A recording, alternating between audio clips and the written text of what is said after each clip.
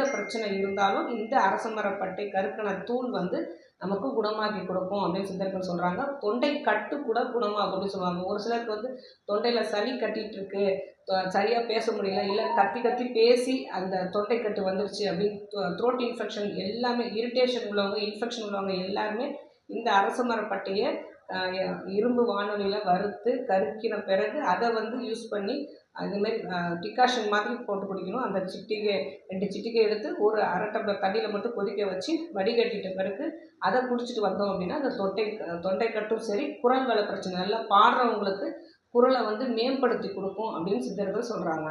இதே முறைப்படி அரச மரப்பட்டையை கருக்கி டிகாஷன் மாதிரி வடிகட்டி குடிக்கும்போது தொடர்ந்து விக்கல் வரதும் நிற்கும் அப்படின்னு சொல்கிறாங்க. ஸோ இந்த அரச மரம் நமக்கு பக்கத்தில் எல்லா இடத்துலையுமே ஆதி காலத்துலேருந்து நம்ம பார்த்துக்கிட்டே தான் வரோம். இந்த அரச மரம் எல்லா கோயில்கள்லையும் இருக்கும், தெரு ஓரங்களில்